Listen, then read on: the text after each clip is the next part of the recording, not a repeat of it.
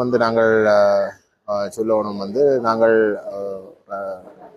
கனகாலமாக வந்து ஒரு வருஷத்துக்கு மேலாக நாங்கள் இந்த தையட்டி சட்டவிரோதமாக கட்டப்பட்ட விஹாரைக்கு எதிராக வந்து நாங்கள் போராடி கொண்டும் குரல் கொடுத்து கொண்டும் வருகிறோம். அந்த விஹாரை முற்றிலும் சட்டவிரோதமாக கட்டப்பட்டது. அந்த விஷயத்தை நான் மிக தெளிவாக வந்து இன்றைக்கு ஜனாதிபதி அவர்களுக்கு எடுத்து கூறினேன்.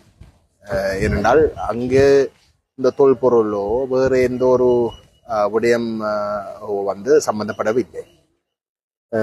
அந்த தையட்டியிலே ஏற்கனவே ஒரு விஹாரை இருந்தது. அந்த விஹாரைக்குரிய காணி இன்றைக்கும் அங்கே இருக்கு. அந்த காணியில கட்டியிருந்தால் வந்து நாங்கள் எந்த ஒரு இடத்திலையும் வந்து நாங்கள் பிரச்சனை எழுப்பியிருக்க மாட்டோம். ஆனால் 30 வருஷமாக தங்களோட இடங்களுக்கு போக முடியாமல் மிகவும் கஷ்டப்பட்ட மக்கள், அதுவும் இப்ப கணிசமானவர் வந்து வயது போனவர்கள், அவர்கள் பிள்ளைகள் எல்லாம் வெளியில போனாலும் வந்து அவைக்கு இருக்கிற ஒரே ஒரு காணியம். அப்படிப்பட்ட ஒரு நிலையில வந்து கிட்டத்தட்ட 6 ஏக்கர் காணி உரிய 8 தனியார் உறுதி கொண்ட காணியல்ல வந்து சட்டவிரோதமாக எந்த விதமான அனுமதியும் இல்லாமல் அந்த விஹாரை கட்டப்படுறதுக்கான செயல்பாடுகள் முன்னெடுக்கப்பட்டன. ஒரு கிட்டத்தட்ட 3 வருஷத்துக்கு மேலே அது ஒரு அடிக்கல் நாட்டப்பட்டதென்று அறிஞ்ச உடனேயே அந்த பிரச்சனையை வந்து முன்னாள் பாராளுமன்ற உறுப்பினர் செல்வராஜ கஜேந்திரன் அவர்கள் தெல்லிப்பள்ளியில வந்து பிராந்திய ஒருங்கிணைப்பு குழு கூட்டத்தில் வந்து எழுப்பி, அதுக்கு பிறகு வந்து மாவட்ட ஒருங்கிணைப்பு குழு கூட்டத்தில் வந்து நானும் அவரும் ஏனைய பாராளுமன்ற உறுப்பினர்களும் இருந்த இடத்துல வந்து நாங்கள் அதை கிளப்பி அது ஒரு ஏகமனதாக வந்து அந்த செயல்பாடுகள் அனைத்தும் உடனடியாக வந்து நிப்பாட்டப்பட வேண்டும் என்ற ஒரு தீர்மானமாகவும் எடுக்கப்பட்டது. அப்படி இருக்க வந்து சட்டவிரோதமாக அந்த விஹாரை கட்டப்பட்டது. இது நான் சொல்ற வந்து ஏகமனதாக எடுக்கப்பட்ட அந்த விஹாரை கட்டப்படுறதை உடனடியாக நிப்பாட்ட வேணும் என்றதை வந்து அடிக்கல் நாட்டி கிட்டத்தட்ட 1 மாசமும் இல்லை. அப்படிப்பட்ட ஒரு நிலையிலே அந்த விஹாரை சட்டவிரோதமாக கட்டப்பட்டு இன்றைக்கு அந்த மக்கள் நடத்தவில்லை. ஆகவே ஜனாதிபதி அவர்கள் இன்றைக்கு என்னுடைய உரையிலே சொன்னார், காணி அபகரிக்கலாம், அரசு காணிகளை அபகரிக்கலாம். அது அபகரிக்கிறது என்றால் வந்து பாதுகாப்புக்கும் மற்றது அபிவிருத்திக்கும் என்று பார்க்கின்ற பொழுது சில வழியில வந்து காணிகளை அபகரிக்க வேண்டி வரும்.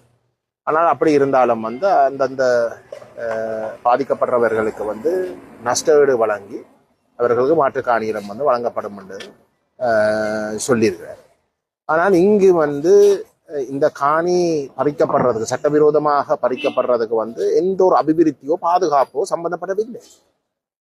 இது முற்று முழுதாக வந்து அந்த அவர் குறிப்பிட்ட 2 விடயங்களோட சம்பந்தப்படாத வகையில தான் அந்த காணி பறிக்கப்பட்டிருக்கு. தொடர்ந்தும் அது சட்டவிரோதமாக வந்து அந்த மக்களிடம் இருந்து மறுக்கப்படுகின்றது.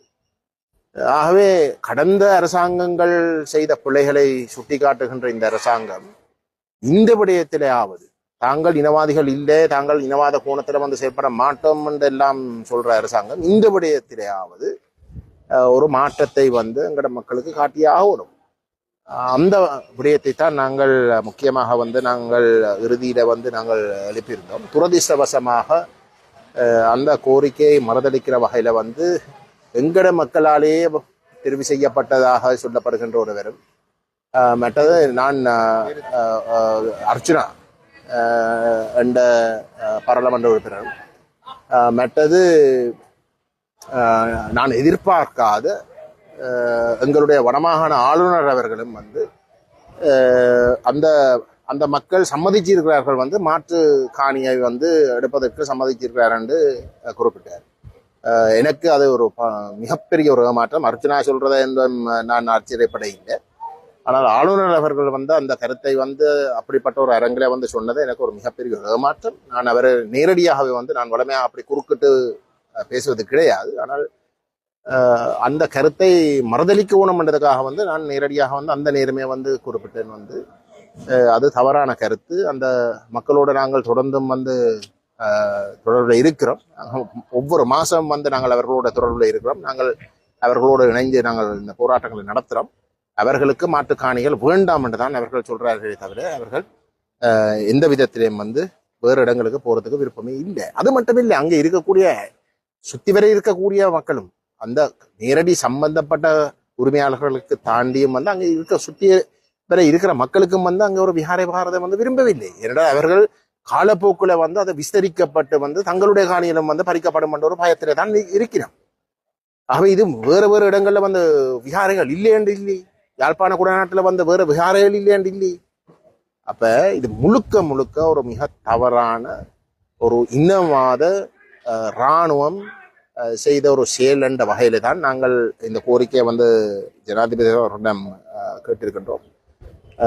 இந்த அரசாங்கமும் மற்ற அரசாங்கங்கள் போலையா அல்லது இந்த விடயத்திலே வந்து அவர்கள் சட்டம் இனவாதம் இல்லாமல் சிந்திப்போம் என்று சொல்றதுக்கு நேர்மையாக நடந்து கொள்வார்களா என்று இந்த கையெட்டி விஷயம்தான் என்னை பொறுத்தவரையில வந்து ஒரு எடுத்துக்காட்டல் இந்த அனைத்து விடயங்களுக்கும்.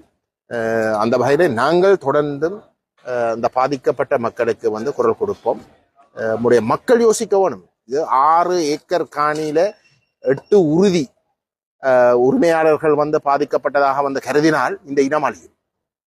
ஆனால் அந்த 8 உறுதி உரிமையாளர்கள் பாதிக்கப்படுற வகையில தங்களும் எதிர்காலத்துல வந்து பாதிக்கப்படக்கூடாதாக இருந்தால் எங்கட மக்களும் வந்து அந்த பாதிக்கப்பட்ட அந்த 8 உரிமையாளர்களுக்கு பின்னாலே அணிதிரள வேணும் என்றதுதான் இங்க முக்கியம் என்று உரிமையோட நான் நம்முடைய மக்களிடம் சொல்லிக்கொள்ள விரும்புகிறேன்.